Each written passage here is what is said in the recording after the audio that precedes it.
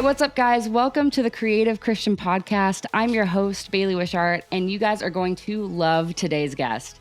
He's the founder of OTHRWRLDLY, a movement with a mission to shift culture through art with the gospel.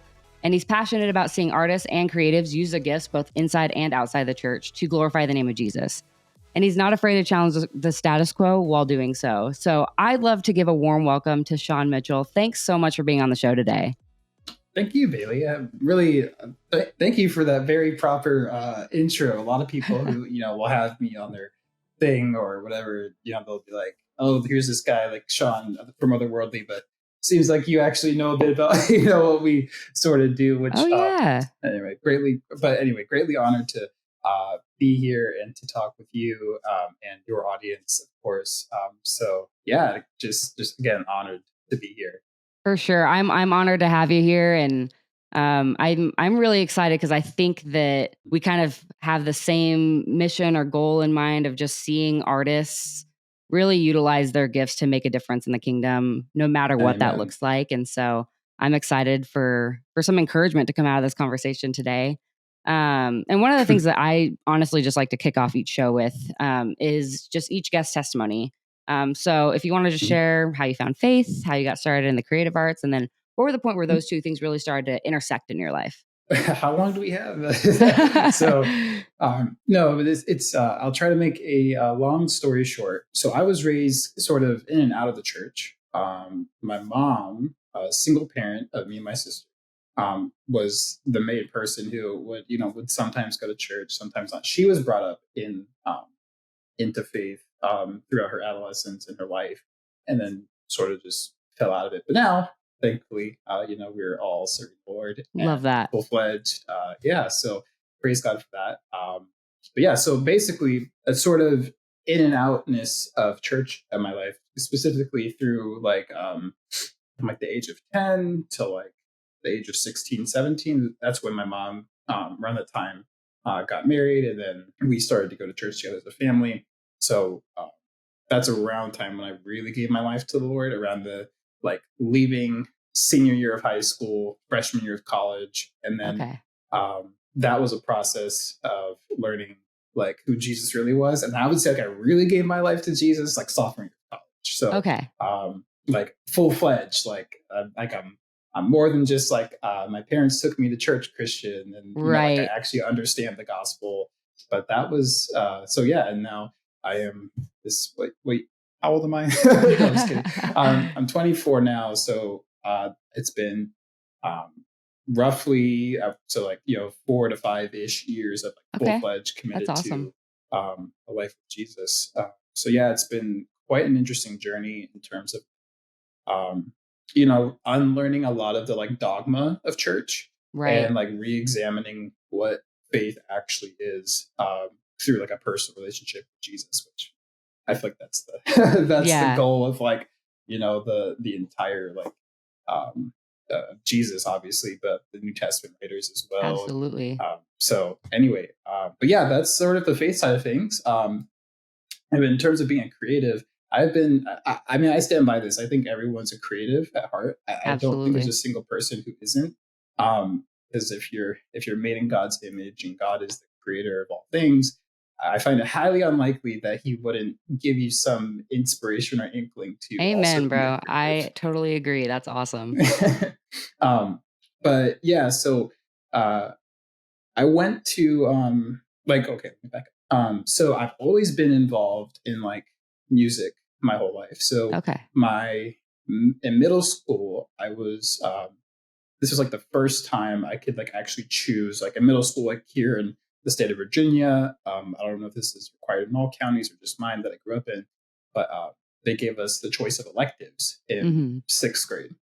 And this is when you could pick, I think it was a requirement that you had to pick some type of art to do, whether that's an art class or even wood shop, whatever, something creative. And so I chose doing band, and I was torn between doing orchestra, which is the string ensembles, so violin, viola, cello, all that, or wind instrument or percussion. So they had they gathered us all into the gymnasium of our school, and they had the orchestra on one side and wind ensemble, the band on the other side. And I remember like one kid, they were showing off all the different instruments that all the sixth graders could choose from. One kid held up a trombone, and I was like, Mm-hmm. that's pretty cool. I like that. And then and then another guy held up a saxophone, and I was like, oh, but I like that too. So I was torn. I didn't know what to Right. choose, and I actually ended up choosing the saxophone, and There that you really go. stuck. Saxophone's such a So cool instrument. So I respect that choice. yeah, it's a blast of an instrument, and from there, saxophone stuck all from middle school, all throughout high school, and That's throughout awesome. all college. So I was blessed to be able to go to school on scholarship for playing. So That's awesome. I just think that's another door that the Lord opened up for me to like be able to go to school and Yeah. you know be and that's actually where I met my wife at college too. So That's like awesome. he worked it all together and even using that. So I love that. and then to go back into your last point of how when did those two things sort of intersect? Mm-hmm. Well, for me, that didn't happen until like that's like within the last three-ish years. Mm-hmm. Not even really. I would say even the like last two. Okay. Um, so I did the whole thing, right?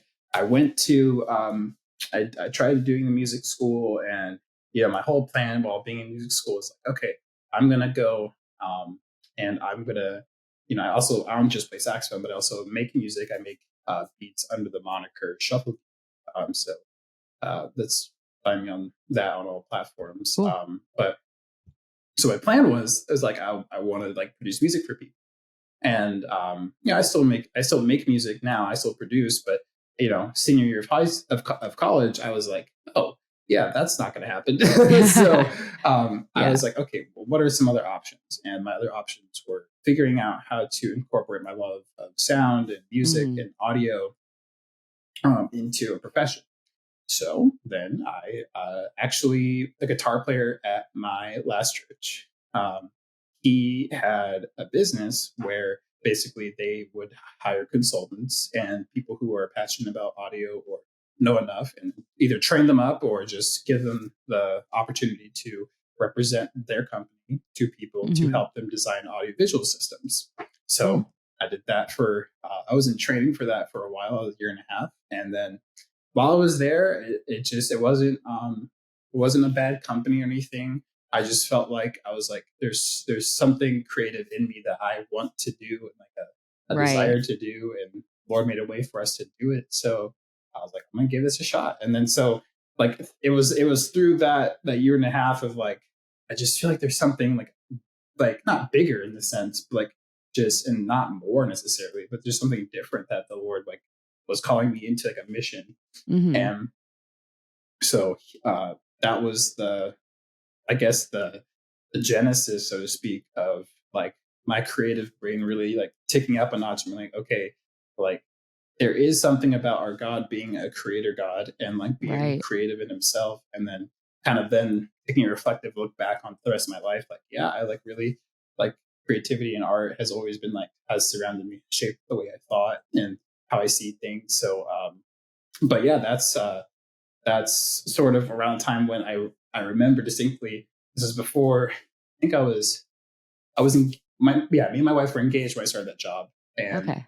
I was still living at home with my parents. So I was driving back home from work one day, and my parents live like mountainside of Virginia, so Okay. west from us now, but like more toward West Virginia. So anyway, I remember I was coming over the hill, driving home, and these beautiful mountains, and the sun was Mm-hmm. just peeking over it, and I just remember this like God like revealing like this like deeper meaning behind John 17:16 when he's in the Garden of Gethsemane praying to Mm-hmm. uh, to God the Father, and Jesus is saying, I'm asking you to protect my followers that I'm bringing into the world, and I'm not asking you to remove them from the world. I'm asking you, God the Father, to protect them from the evil one. Mm-hmm. And then he closed with saying that they're not of this world, even as I am not of this world, and like Mm. showing that like Yeah. throughout all the like you know upside down teachings of Jesus. He was persecuted for his ideas, and Mm-hmm. a lot of people just didn't like. They were always questioning Jesus, like, "What do you mean by this?" Or like, Yeah. and like even his closest friends were like, "I don't get what you're talking about, but I believe in you." Mm-hmm. So and that really inspired me. Like when God gave me that revelation, it's like, yeah, you're not of this world. It's almost like you're an alien. Like, and Powerful. people won't get you. That's not the point of what this life is. Being a follower of Jesus is like. It's supposed to be, in such a way that you're living your life in such a way that people are supposed to look at you like you're crazy. Like sometimes, Yeah. not all the time, but Right. like we operate on a different paradigm and Mm-hmm. perspective from those who are still, in the world. That's how Otherworldly started, was just with that verse of John 17. And I came, I didn't come home because we weren't married yet, but I called my wife that day. I was okay. Like, what do you think about this idea? And like, then from there, our conversations and just talking about like, okay, yeah, like what is that? And then so out of those conversations and others, talking to others and just doing further studying, like then we came up with the idea of Otherworldly, it being not necessarily just a brand, a business or whatever, but it's more of like a mission, a mindset, Mm-hmm. and a movement. Like, so that's what's Otherworldly is that it's this movement of artists and creatives who follow Christ to Mm-hmm. represent him in the world, to be, bold in their profession, but excellent in their craft and their creativity, to really be, otherworldly in the sense that their art is powerful, it's great, but also that they're otherworldly in the sense that they follow Christ and they're called to a life of holiness, and not just Right. the being I'm a Christian and I have, a Bible verse in my bio and on Instagram and all that. Right. So, but anyway, so yeah, that's how I guess those two paths crossed, is by like God revealing, just that simple verse that I That's often awesome. would glance over and not even pay twice attention to. So, Right. but yeah. That's super cool. I love that. And you're talking about taking the drive and you see the mountains and go to the west Yeah. side of Virginia, and I'm picturing country roads taking me home playing in the background, and Yeah, but West that sounds awesome. Virginia. Yeah. I know you're probably not quite West Virginia, but almost there. Yeah, yeah, yeah. But I'm not like that. Like I'm not a country boy. You know what I mean? yeah, yeah, yeah. That's just where my mom and stepdad. Well, my stepdad's family, they're from that area. So, Okay. and he had a house there, so we moved out that way. Right. Just yeah. So, but yeah, definitely. I was channeling my inner West Virginia country Yeah. roads right I love that. there. That's awesome.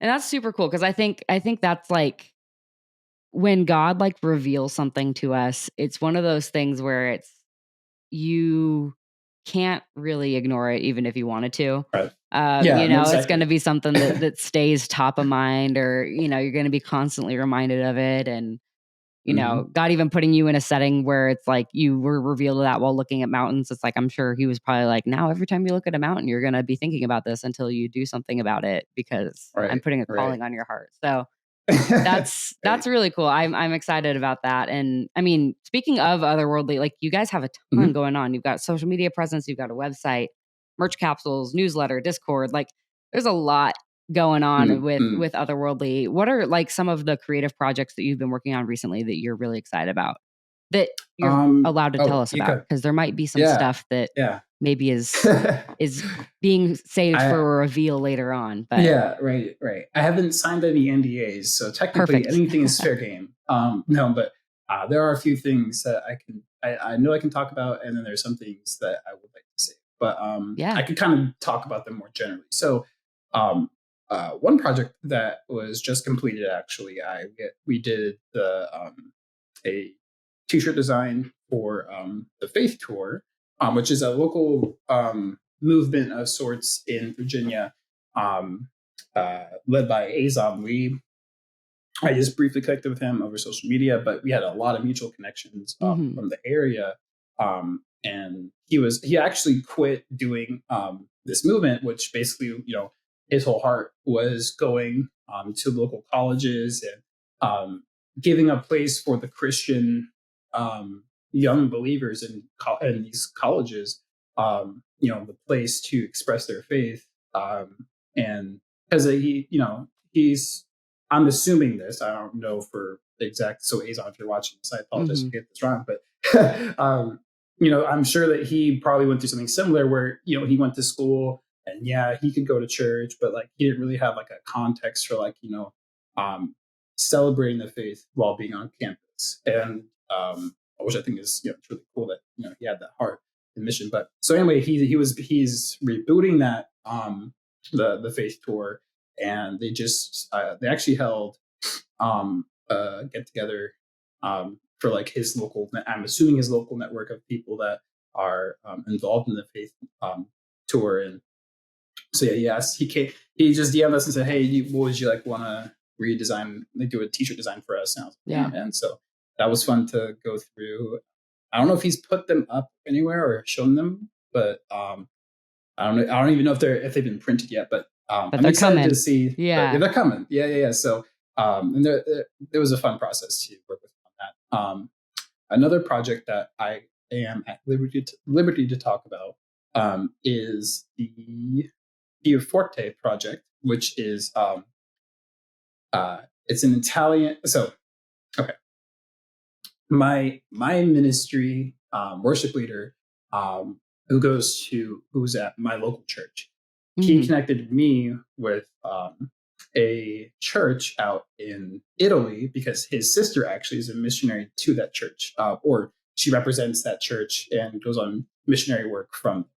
Oh wow! So yeah, it's just really crazy how God connects dots for everything. But so they liked the otherworldly's aesthetic from the post that we designed on Instagram, just everything else that we've done, and they said, "Hey, like, would you want to design our CD cover?" So they're working on a project right now. I don't want to like give away too much about what they're doing, but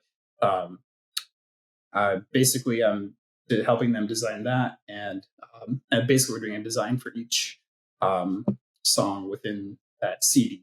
That's cool.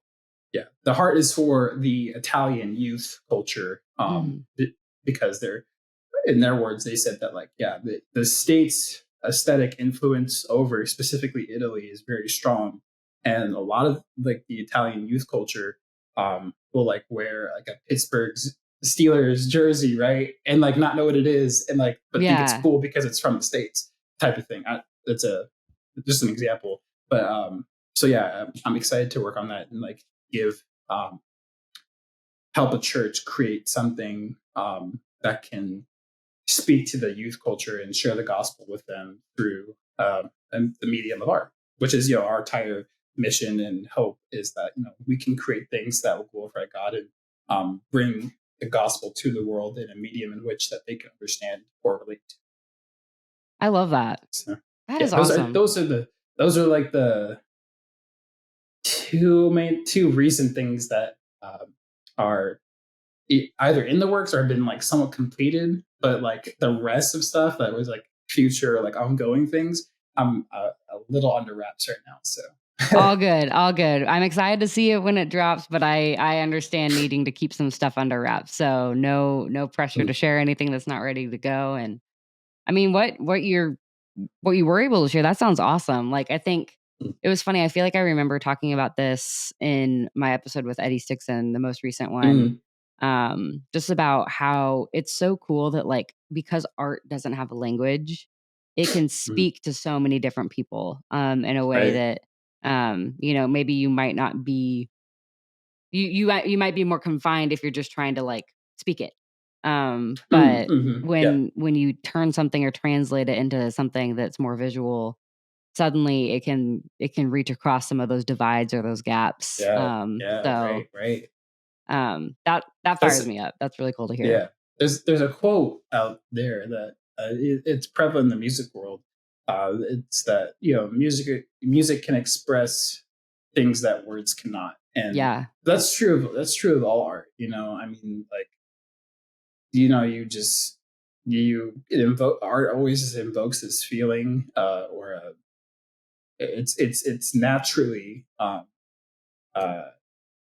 transcendent in that way, right? Like, it takes you somewhere else. It brings you to another place. Because that's its main function. It's not to, it's not to persuade people. It's not Right. to, it's not meant to also just inform people, but it's meant to, kind of uh, show you a window into like another worldview. And Right. that's what it does. Yeah. So, That's awesome.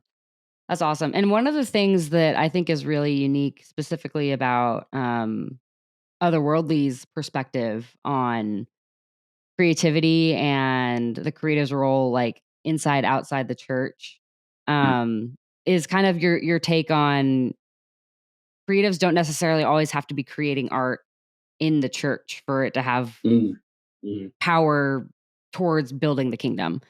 And Right, right. I love this snippet from your website. I'm going to read it. It says, rather than removing his followers from the world, Jesus calls his disciples to live out the vision of the Father here on the earth. So, what does that look like for you, Mm, like living out that vision, and maybe mm. even more specifically outside the church? Well, it's a rabbit hole. It definitely is. Yeah, probably a Um, little bit of a loaded question. a little bit, but that's not a bad thing. So it's actually quite interesting because I actually just gave a teaching to our local youth group, not youth group, young adults group, to about the Sermon on the Mount, specifically um, the passage in which Jesus is referring to the idea of being the salt and the light of the world. Hmm. Um, and it's just like just rereading that recently and like going through it and like developing a study over it. It really, like it rocked my world to like think about, God's rescue plan for humanity is laying within, his future followers and believers. It's not like, Right. because, Jesus on top of this mountain could have just been like, like you're Yeah. all like, the world is now fixed or whatever. Hmm. And, he could have done that. But instead he gives us, obviously the free will and um, the everything we need to like trust and follow him, to be his examples in the world. So yeah, just like that passage alone is really how I see the fulfillment of that idea, Right. being the literal salt and light of the world. Like, if you think about it, Christians have with well, aside from the last 200 years, before that, but literally ever since Christ's ascension into heaven, we have been the most single-handed influential group on the planet, like Hmm. without a doubt. We've built like the idea of schools, like mainline schools, universities came from Right. Christians. The idea of the hospital came from Christians. The idea of foster care, I mean, as Hmm. you know, not how great of a system as it is, it still exists because of Christians. I'm not Right. okay. Maybe I'm speaking in broad terms here. Maybe not everyone who is involved within these processes of how this all happened was Christian, but Hmm. the ideas behind them, Right. and the actual like founding people were Christ followers who saw a need in the world and decided to step into. So that really is like the fulfillment of being the salt and light, is like, not staying in the four walls of your church, just like in your little bubble. You go to church every Sunday, you read your Bible every day. Like that's great. Like I'm not condemning that at all. But Hmm. I think that we kind of miss a big part of what Jesus is about when we just stay confined into that space. Because if you're not going out into the world, and this isn't just for creative, this is for like everybody. If you're not going out into the Right. world to represent Jesus, then it's like you're not really, I'm not gonna say you're not really a Christian, because that's not what I'm saying, but you're not fully realizing what it means to be a Christian Right. at the end of the day. And I think about and now that's just like on a broad level of Christianity, right? Like what I feel like Hmm. our Christians called. But if we like zoom in like on art, I think about works such as like the Lord of the Rings trilogy, which Right. Tolkien, who maybe would say it's not a Christian work. Hmm. He was a devout Christian, Right. and his worldview couldn't help shape that of which of the Lord of the Rings trilogy. And there's a bunch of themes that you can trace throughout that whole series about sin, temptation, Mm-hmm. um, redemption, um, brotherhood, fellowship, obviously. And Yeah. so like just those core ideas are baked into the themes of the whole story. And not only that story, but obviously Chronicles of Narnia, which is Right. far more Christian much propaganda. much more black and white as far as what Yeah, he's yeah. alluding to. Yeah. Right. And that's and anyway, that and well, this is a controversial take. So sorry if this gets you in trouble, but I stand by it. Say That whatever you need to say. Harry Potter was also Okay. widely influenced by the Christian thought. J.K. Rowling, Okay. struggling, she's gone on record to say that her faith is not concrete, nor does she like really know what she believes. But you can literally trace the theme of the gospel all throughout the Harry Potter Mm. series. Of Harry takes the curse of death right onto himself, and then he sacrifices himself for the love of his friends and those around him. Like, Yeah. and I'm sure at some level you can sort of deduce almost anything to a Christian lens in a worldview, but Right. it like it's no coincidence how J.K. Rowling like took the themes and principles out of Christianity into her work. Like you could, if you're Christian, if you reread it through, you'll see it. It's not as uh, wizards are evil and witches are. It's like, okay, but like read the story at least. When you strip down, I mean, I think that, and I mean that's a great point, and I think that there's like,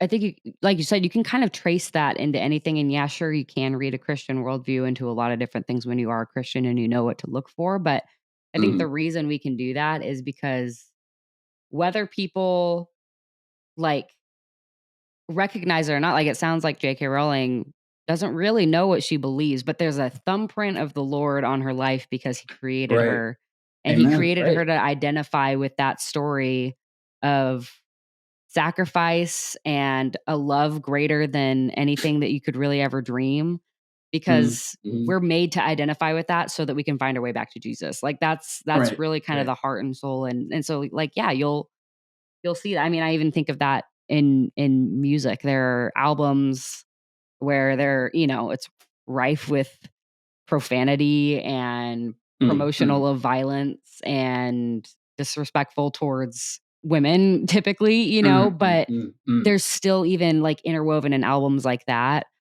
themes of crying out for something greater and wanting to identify with something more. So, yeah, I mean, it might be a little bit of a controversial take, but I think I'm totally kind of seeing what you're saying, because it's like we're all, whether you're showing up to church every Sunday and reading your Bible throughout the week and in an active relationship with God, or even if you're actively running away from the Lord, you can't run away from who God created you to be, and that's his son or his daughter. So of course you're going to identify with the story that he's already written into the world and wants to write into your own life. And for an artist, that's what they're going to create from, so. Right, exactly. And I the agree. artists tend to like create out of their deepest pains. So like, and which is, it's just wonderful how God will use that in someone's life to like really show them their like need for him. But and I actually, correct me if I'm wrong. I did some sleuthing of my own. Are you a creative for your church? Like, do you do stuff for within like the four walls of your church? So yes and no. So my story is a little interesting in that I started off post grad from college. I started working for a church, and I worked in their creative department. So I've done the my whole kind of center of creativity was creating for the church. And then now I go to a different church. I serve as a volunteer, like on their cameras team. But I freelance and I work a corporate job as well, kind of outside of that. So I've kind of experienced both sides of the coin. I started off working in the church, and now more so am working a secular job, still doing creative stuff, but that's not necessarily like the heart and soul and Mm. focus of my art is to, you know, create a video that shares someone's testimony or, you know, anything like that. I'm, Right, you right, know, right. but So yeah, which means so, and you're a photographer, or do you photography dabble in and anything videography. else Yeah. in videography? Okay, sick, sick. Yeah, Yeah. that's It's a really good time. exciting. Yeah, do you, I've actually just got into this might be a complete tangent, but I actually just started getting into photo a little bit Okay. myself because I've always been inspired by like street photography. Like it's just such a Yeah. unique genre. So I recently got a Fujifilm X-T5 and Love that. got a couple of lenses for it and just been shooting. It's been a thrill and I've loved it. Yeah. But like it is, it's such a unique system and all that. Do you shoot on? I'm assuming you're a digital shooter, but have you ever experimented with like film or anything? I shot on film a little bit when I was learning in high school, Mm-hmm. just because film cameras were available to me then, and a dark room was available to me then, and stuff like Mm-hmm. that. I love the look of film, for the accessibility and just being able to do both video and photo from the same machine. I Mm-hmm. primarily stick with digital, um, but film is dope. I really do want to take some time whenever I do open up a window of time and like actually really like delve into film photography with a focus of Yeah. actually like serving others. Cause when I was learning in high school, it was kind of like, this is fun, you know, but Right. Right. I don't think I had the same maybe mindset towards when I'm creating as I do now. So Mhm. would love to get back into it, but have Yeah. not had the opportunity yet. And, photography is such an interesting I can even say ministry, Yeah. because at the end of the day what you're doing is you're capturing light, like, Hmm. and if you take John his word when he says that Jesus is the light of the world, and he gives light to all mankind, like, we're just like, we're reflecting, I mean, literally, in a sense, yeah, like the sun has light and you're capturing that, but in a sense, like you're also capturing the, like, the imago Dei of people, like just simply like existing, and like, Hmm. even if it's just a portrait, or if it's like uh, uh whatever, like whatever it is, it's like you're still capturing the essence of like God in his light in humanity. And then, like, there's even like more crazy parallels within, like, if you're film, like you're doing film, like, okay, the dark room is where things get developed, like Yeah, that, like that's a crazy thing to think about too, like on a through a Christian lens and everything, or just even a philosophical for lens. So sure. um, but anyway, sorry to derail the conversation. No, Just I that figured was that I wanted to awesome. ask. No, I totally agree. And I think like it's cool because when we like, and I mean, I'm sure you've even experienced this too. It's not necessarily like just confined to photography and film. Obviously, that's the lens I view it through, just 'cause that's how I do most of my work. But it's like when I'm working Mm, with a client who may or may not know who Jesus is, like I get the opportunity to really capture in a way that uplifts who God made them to be. And mm, I think probably one of my favorite things is like when I see somebody or I schedule a shoot with somebody who maybe doesn't feel super comfortable in front of the camera. And you can tell when mm. someone feels comfortable in front of the camera or not, like almost instantly, even if they don't say it. But just being able to kind of be like, hey, like, you know, when I'm doing maybe a girl who's about to graduate from college and she wants this like moment captured, but she also doesn't like it was kind of even just a fight for Mhm, her to get out mhm. of bed and show up to the shoot. It's like being able to be like, Oh man, yeah. "Man, you're beautiful. Look at you in Uh, this lighting." I'll show them a sneak peek and then being able to just even like edit and like help like lift them up because it's like, man, like God made them so mm, unique, so talented, so like, God wants to celebrate this milestone with them too. And it's like they might not have a relationship with him, but it's like being mm, able to really affirm who he made them to be in a moment. Um, that's like probably one of the coolest parts of the job. And it doesn't have anything to do with finding the right settings or, taking the photo or spending hours on editing. Like it doesn't mm. necessarily have to do with that. It has to do with the actual connection with the person themselves.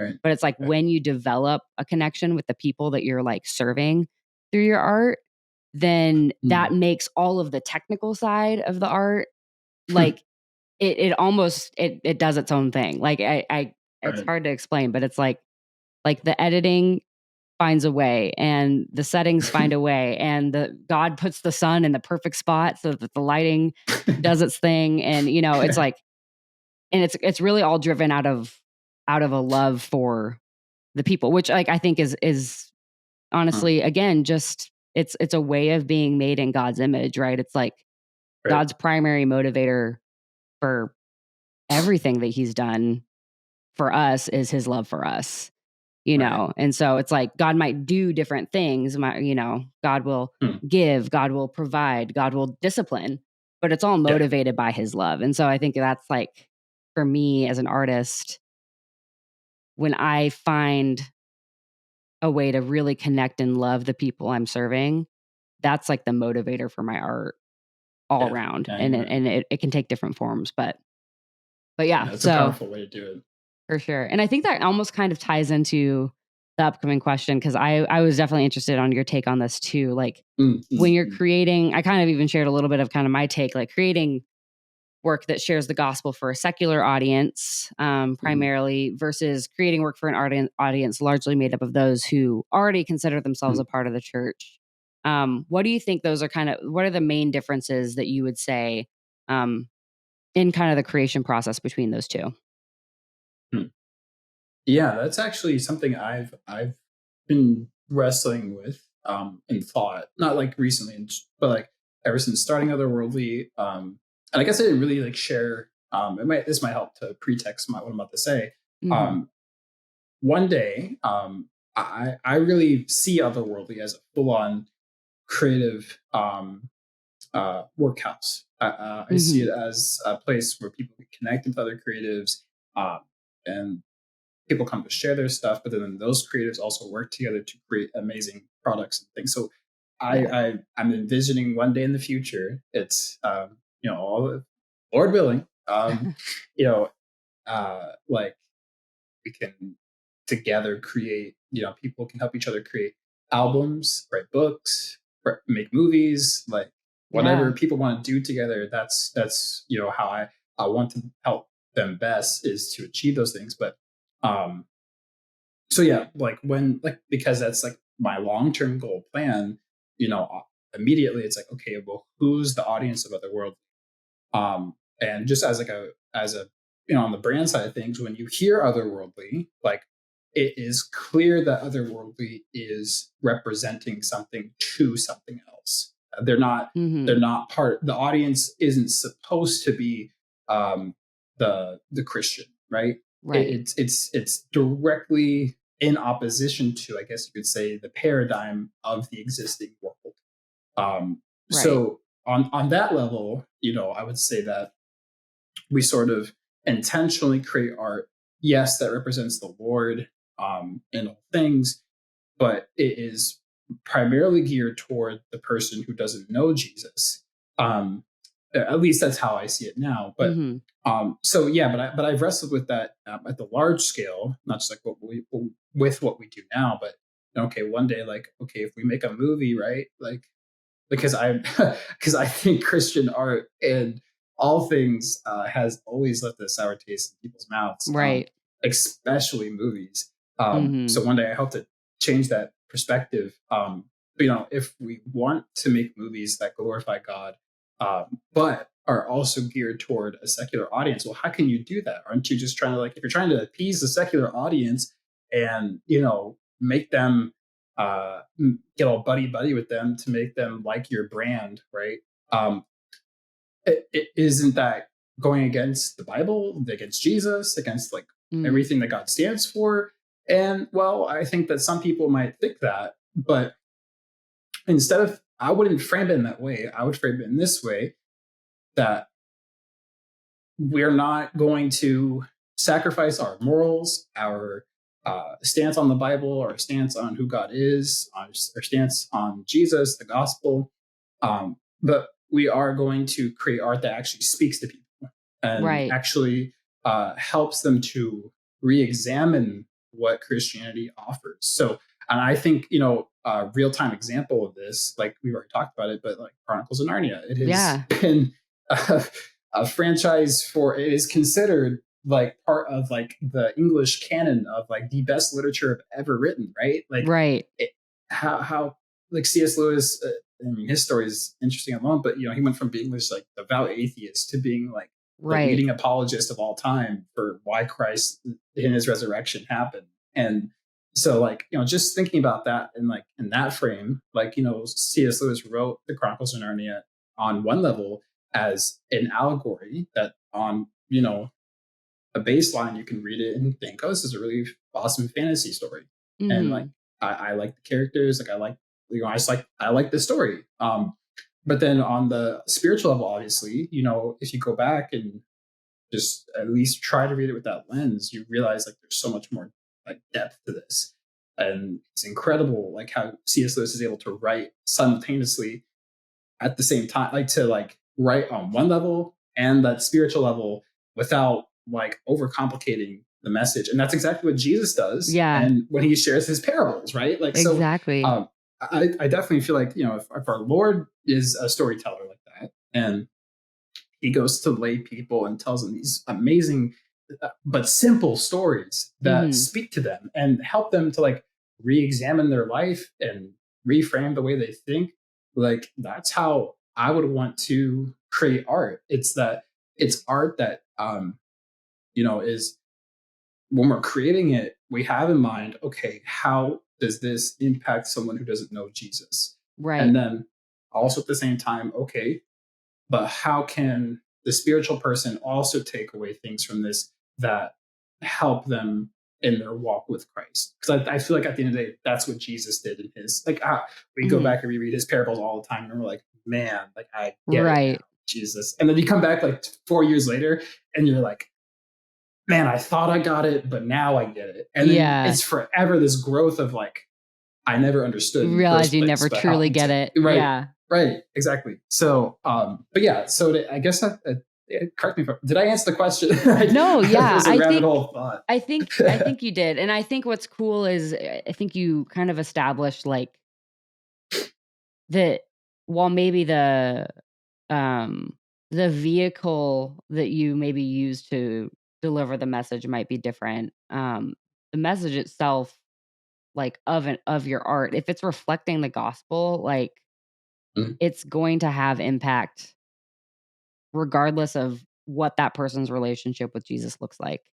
right, And exactly. I think it's cool. I love that you brought up the parables too, because like what Jesus was doing was basically taking biblical truth and packaging it Hmm. in a way that made it maybe a little bit easier to understand, a little bit easier to digest, um, and maybe be taken in for people that weren't really super open to just being preached at.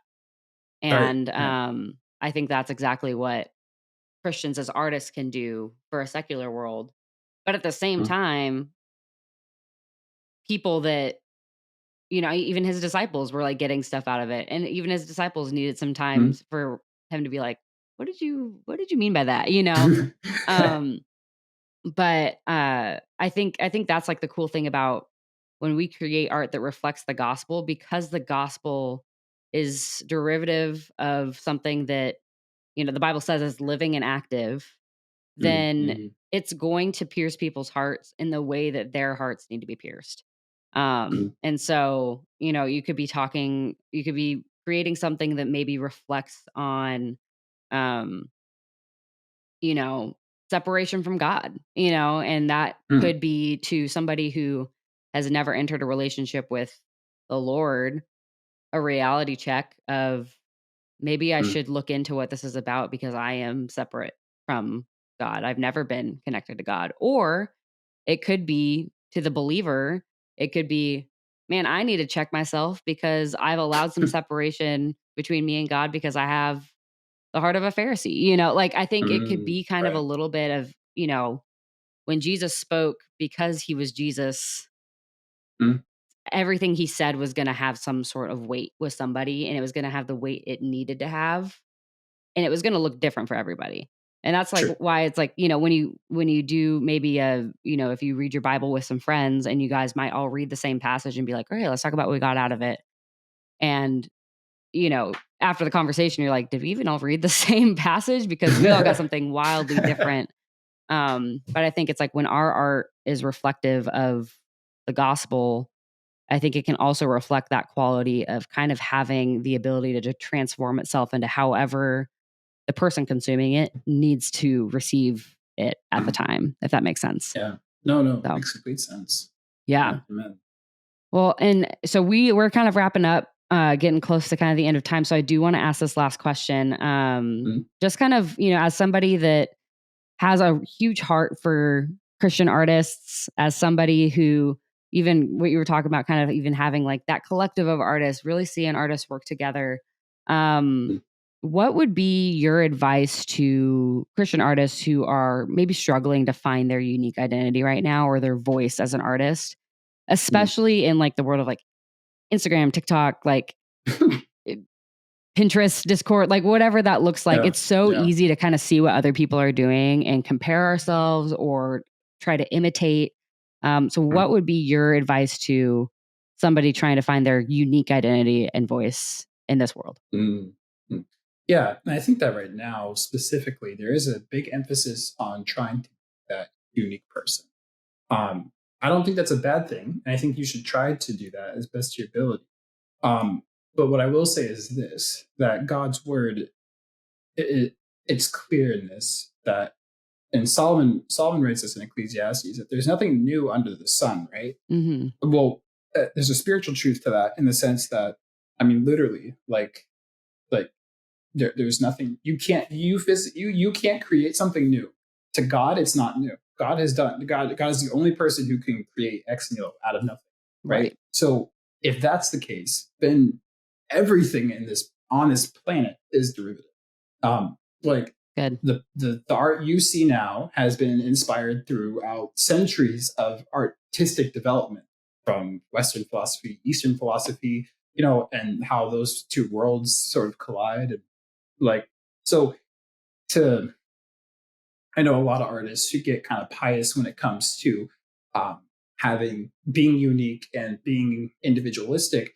I think that does a disservice to the objectives of humanity.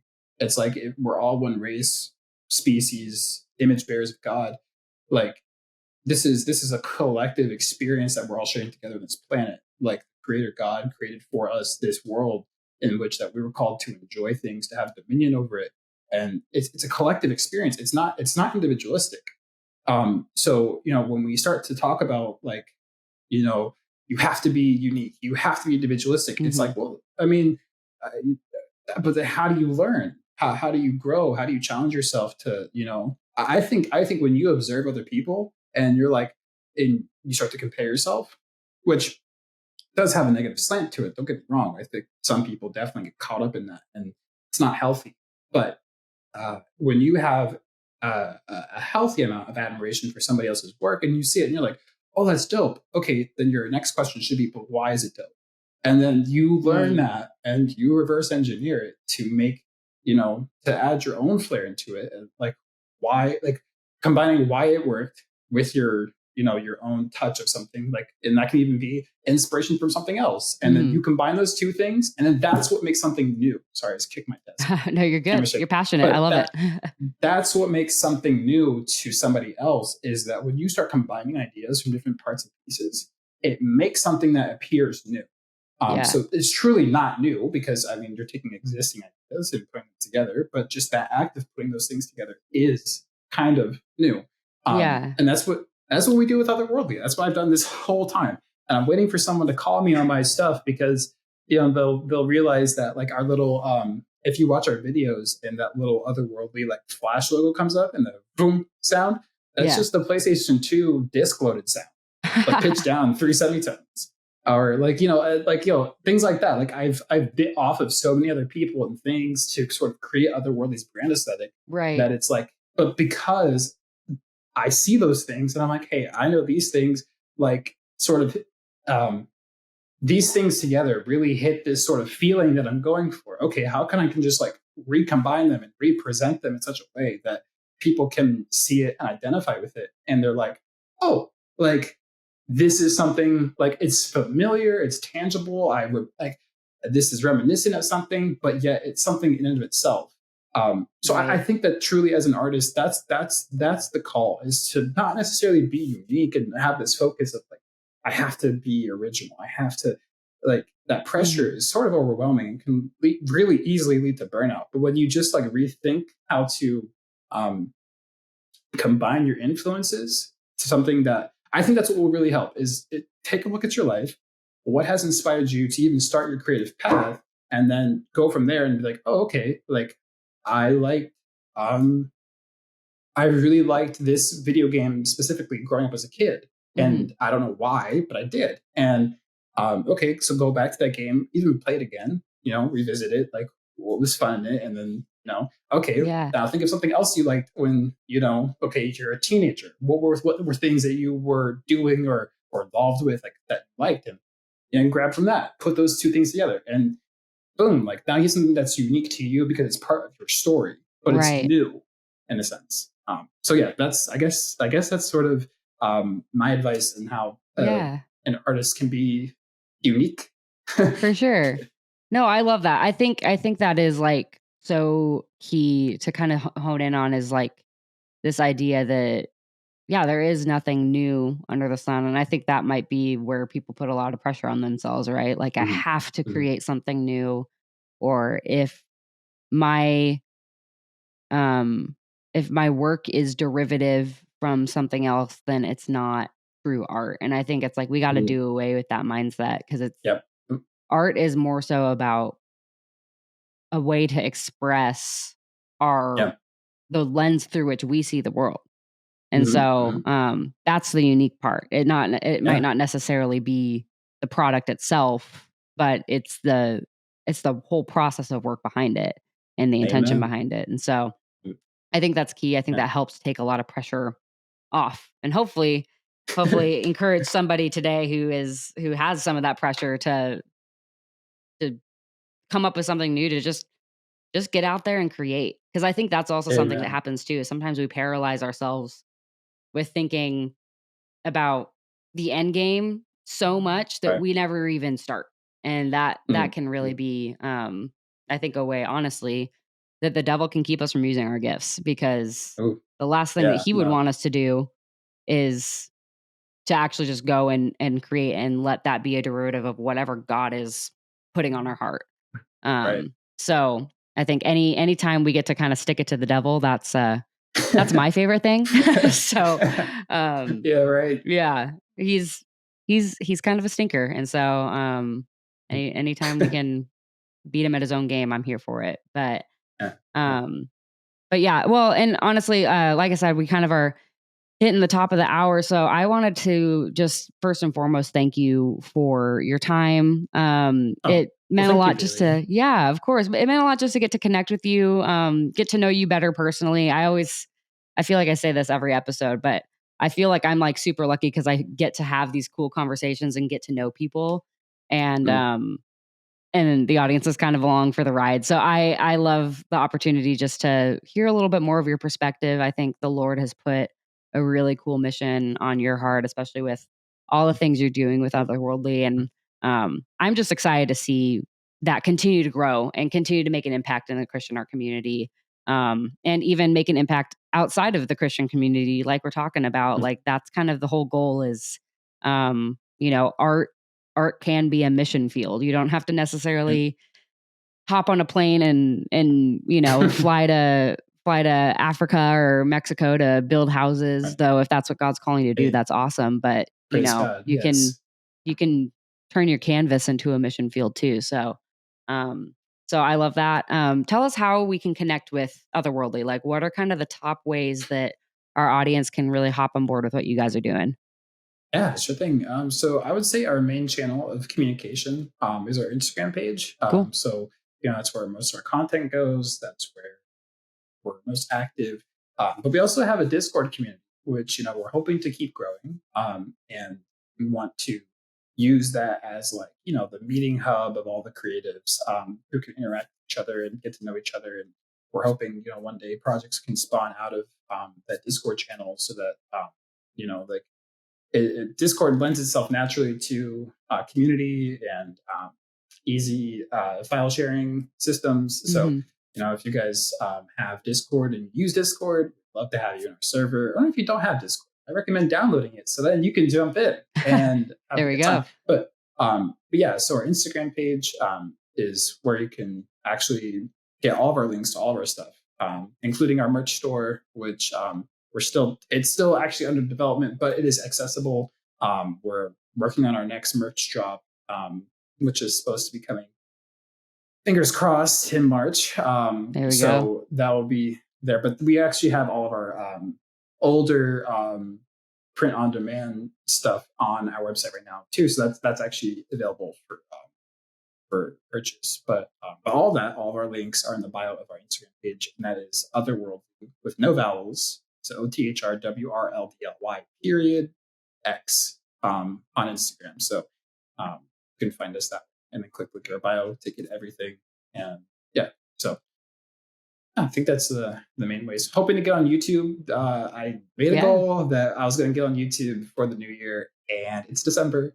So yeah, I have to good. put my money where my mouth is. But I'm working on technically a video edit right now that it will be going on YouTube, but not necessarily on our own channel. But OTHRWRLDLY will be on YouTube in a sense. So awesome. I love that. When you guys hop on YouTube, I'll be sure to make some noise about it over here with the podcast. But yeah, so for all the listeners, I'll throw the links to everything that Shawn just mentioned in the show notes. So go ahead and take a listen or take a look at those. And specifically to the listeners, just want to thank you all so much for listening to today's episode of the Creative Christian Podcast. As always, I'm so honored that you take a small portion of your day to spend with me and whoever the guest may be. And thank you guys. Yes, of course. And I really hope that there was some encouragement, that there was something that somebody needed to hear on this podcast today. So if you liked what you heard, be sure to rate and review the podcast. That's the number one way to get the show's encouragement out to other creatives just like you. And that's about all we've got. So we will catch you guys next time. And again, Shawn, thank you so much for being here. Of course. Thank you, Bailey.